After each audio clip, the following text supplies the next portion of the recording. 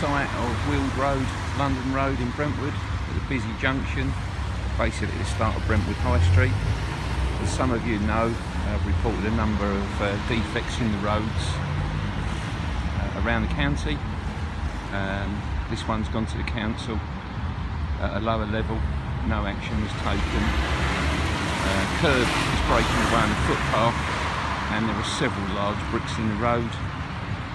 Bearing in mind I drive up here quite regularly, you constantly hear clunk, only to find out you've run over one of the bricks that, instead of being the curbs, actually laying in the middle of the road. I've asked Mr Jones, the CEO of Essex County Council, basically overall responsible for the highways, and Councillor Grundy, who's paid to do the job of overseeing the highways, to look into this matter. They say they've looked at it.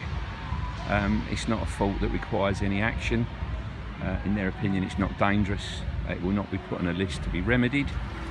I therefore rung the police and said I'm fed up with constantly crashing into these bricks that are in the road. As you can see, this is gone 11 o'clock at night, and it's a pretty busy junction even at that time of night, 11 o'clock on a Saturday night, about 11:15 actually.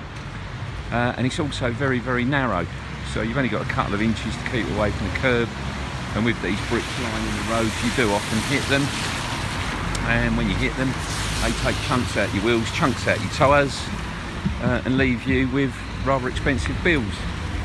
Therefore the call to the police is to ask if these defects are not going to be moved by the council. I don't wish to run over bricks and blocks. Would it be reasonable for me to remove the bricks and blocks, so long as I don't intend to keep them, and will return them to the council? So in this video, if you see me picking up any items that are owned by the council that are loose and not fixed, then it is for the purposes of returning to the council and just saving myself, who's a regular user of this road, bumping into them and causing damage to my vehicle, and hopefully it will save damage to other people's vehicles as well. So I think we can see in the distance one of the bricks lying on the edge of the pavement there. There are another couple of bricks laying in the edge of the road. So as soon as the traffic moves out of the way and it's safe to do so, I think we'll go in and start collecting items. So anyway, here's our first brick that we're going to pick up to take home, and we've got another brick here that we're going to take home. Couple. And there's another one laying in there that we're going to take home. So there they are, stacked up quite nicely. Unfortunately, this is the area that they've broken away from quite significantly. Taking pictures of this over a month ago. Run over by the car creeping up the back.